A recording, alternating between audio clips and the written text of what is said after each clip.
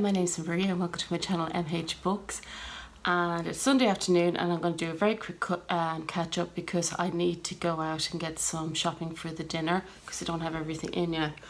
And I have my coffee. I already ate my cake, sorry.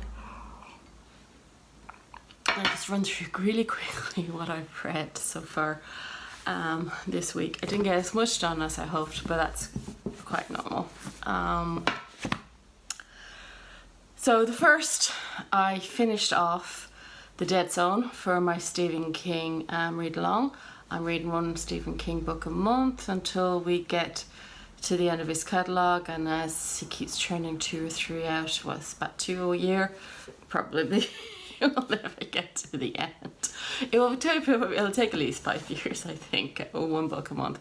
When the new releases come out, because I'm part of a Goodreads group and I'm keeping up to their schedule, I will be reading the new release that month rather than a catch-up book.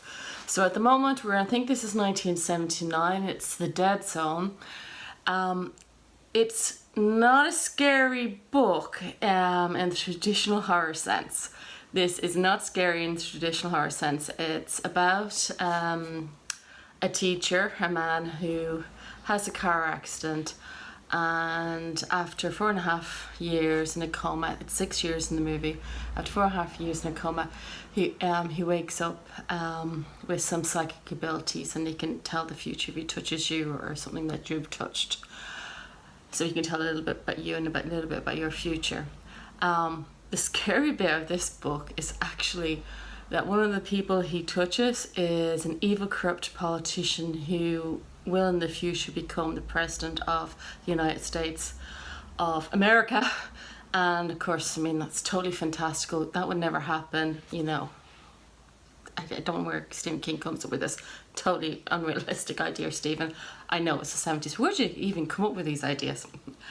It's a good book for those who want to read Try some Stephen King, don't mind a little bit fantastical elements, but who would rather not read a horror novel because it's not a horror novel. It's also a great reflection of the 1970s when it was written, because the man was in a coma for the 1970s, so he has to catch up for half the 1970s decade. And it's really a book of its time, and yeah, to look at these characters and then see that because I'm reading the current releases as I go along as well, the way that Stephen writes his female characters nowadays is interesting, because particularly his female characters from the Bill Hodges trilogy, which I can't remember the name of, but was the woman who appeared in The Outsider. I'll put it down below. I can't remember her name. It's just gone, but she's a fantastic character. So for my literary fiction selection, I finally finished The Next Step in the Dance, which was actually a coin toss book from Booktubeathon, so it's that long. I've been reading it for 2 weeks. I find that when it's a really good literary fiction, I do like to take my time a little bit more of it, and I'm starting to recognize that. So I will be recognizing that for this one as well, that I when it's really good, I need to take some time with it. It's wonderful characterizations in this. It takes place in Tiger Island in Louisiana, and it's during the 1980s oil bust there. So there's an awful lot of unemployment, and we have 2 characters, and I've forgotten their names. See, quick catch up. Shouldn't be doing that. Do you like my matching bookmark? The bookmark comes with this copy of the book. It's Fox, Finch and Chapper. I believe this was actually a Mothbox Books too. It's probably where I've seen it. I accidentally ordered this online. I think I was looking at it when it was a Mothbox Books. I saw other people had it when we were reading it, and I think I added it to a basket, and then I decided no, I wasn't going to get it. And then for whatever reason, as far as I remember, Kenny's asked me to update my credit card details. Oh, and I did it. I must have accidentally ordered this at the same time. It must have been in a basket, shopping basket somewhere. So I got this accidentally, but I'm glad I did. See, I go off the topic. I'm just chatting along because I have a busy afternoon still planned. So this is, can I just stop you for a second? Thanks. Sorry about that, I was getting a phone call. So this is about a man and wife. The wife's name is Colette, and the man's name is Paul. And Colette is, she's a very dynamic character. She knows what she wants from life. She wants to get on in life, and whatever she wants, she go for it. Whereas Paul is your more laid back individual who likes, he's a machinist, so he likes machinery. He loves to dance, and that's how they met, the next step of the dance. So the book is fundamentally about their relationship and about Tiger Island and what it mean and the people who live there, and also what it means to be family, and why you would stay in a place that's full of unemployment when you could go to anywhere in the world, and what makes home home. So these are all the themes in this book. You can tell the author comes from Tiger Island, and it's a celebration of the place and the people, but also a celebration of just relationships, and it's a difficult relationship between Paul and Colette. You can see in the opening scenes she's really, really angry with him, and for good reason. I absolutely adored her as a character. I thought he was charming. She grows on you more and more as you go through the book. At some stages that you find, she takes it a little bit too far, but she does grow on you as you go through the book. The language in this and the prose in this is beautiful. Let me see. I'm going to open it random and see, can we find something at random? I probably won't find it because I'm trying to.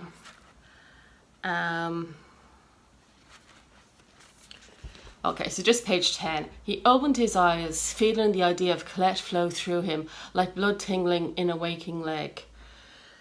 His bruised leg. Getting up in the dark bedroom, he searched above his head for the pull of the cord to the light. He felt the tinkle on his wrist and closed his fingers on it. In a minute, his grandpère appeared in the open door in starched khaki shorts, scratching at an elbow. He hadn't put in his teeth yet. So it's full of these beautiful imagery, and then just, Granddad appears in the door without his teeth in, It's charming. I loved it. And I'm so glad I accidentally ordered it. And I think this publication is beautiful, and I would definitely be getting some more Fox, Finch and Trevor books because it's gorgeous. The book, my Elizabeth Taylor book I'm supposed to read this month, I'm only 2/3 the way in. I absolutely adore this. This is a 5-star read. But I'm discovering that our characters are so well drawn. And the language, and then again, similar to Tim Gautreaux's book, Elizabeth Taylor has this funny sense of humour when she talks about things like cheese, the most random moment, and the things that she chooses. She goes into loads of different characters' heads, and the bits and pieces she chooses to tell us that they're thinking is hilarious at some stages. Absolutely adore this. It's a quite enough story about the relationship between people during the Second World War, where the husband is an officer, and I really don't like him, the character. I like the way he's drawn as a character, but I don't like him, the character. And wife, family, the guy in charge. Sorry, I'm as bad as the wife, and I don't remember the title of the officers, and she's been slagged off in this book for not remembering or not knowing, which is important. I don't know. As I said, I don't read war books, so I don't know the titles in the army. They're probably in the RAF for something too. It's far way worse than that. It's interesting in that this is a drama between people, and it very rarely mentions the fact that they are at war. There's a little bit about the rationing, but not the fact that the men in this book are, I'll have to find are they in the army or are they in, see, it doesn't really matter. They're officers anyway. It doesn't really matter what they do. They're not fighting actively in the war. In the Second World War is going on at the moment, and they're in England. And it reminds me a little bit of Jane Austen, because the Napoleonic Wars were happening during her books, but she was more interested in the domestic drama and she didn't really mention it. It's vaguely mentioned in this book. What is mentioned a lot though is Jane Eyre, because the son and the mother bond over reading, and Jane Eyre is really, really, really important to Oliver the son. So I'll let you know about this one when I get through. But I cheated, so don't tell anybody. I started a thriller-a-thon book. Shh, don't tell anybody. I decided that I can only read so much of this as I go.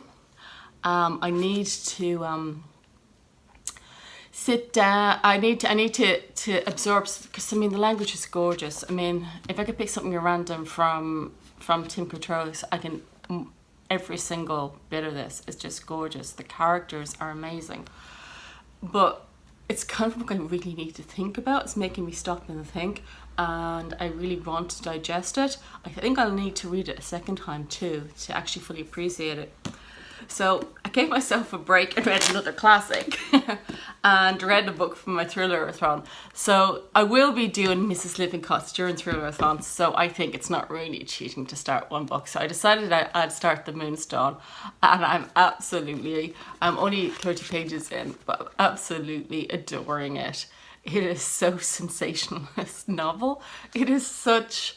The Victorian started this. I mean, this is why I say a sensationalist crime novel is a thriller. I mean, this is, the characters are so far are larger than life. I can see he's a contemporary of Charles Dickens, because we have these huge characters. He's having fun with them too. He has to be having fun with them. I don't know, was this serialized? I have to look through and see, was it serialized like a Dickens would have been?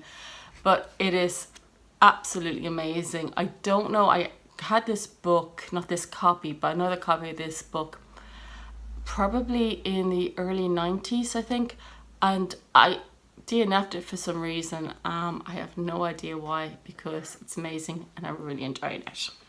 So other than that, during the week it is thriller-a-thon. So there's the rest of the thriller-a-thon TBR. I'll link below where I did the TBR. So we'll be reading thrillers as well as Mrs. Lippincotes this week. Audible wise, I'm halfway through, because I always read an audiobook while I'm reading books, and I'm halfway through the Burning Chambers. Sorry, you're running out of battery again. I never remember to charge this beforehand. I'm halfway through the Burning Chambers, which is Kate Mosse. Rather enjoying it. It's the Huguenot part of history within the France. I'm just trying to remember the word France. I'm absolutely adoring it. Not Mrs. Lippincotes, but good story adore. Historical fiction should be from in there, something that you're interested in, and yeah, it is an interesting period of history. I would know more about the Tudors and the English part of that history and that precedes this than I do about this particular bit, and I think I'm just talking myself into a circle. I'm halfway through. Do recommend it. Maybe I should shut up now. Okay. Thanks for listening. I hope I don't rabbit on like this all the time that I feel like I'm under pressure because I need to go out. I shall see you in a couple of days. When I'm probably going to be uploading my TBR for the Women in Technology and Science. I used to work for an organisation called Women in Technology and Science, and we called ourselves WITS. So every time I see WIT, which is standing for Women in Translation, I think of WITS. That's why I said that. So Women in Translation TBR, which will be shorter because I'll be back in work next week. Not this week if you can't, Sunday is the beginning of the week, but then the week after I should be back in work, and I'll be catching up on having 3 weeks off because nobody does my work when I'm not there. So anyway, that's me signing off, hoping that whatever you're reading, you're having fun. If you like to subscribe, please do. If you like to comment, please do. But I really do hope whatever you're reading, that you're enjoying it. Bye now.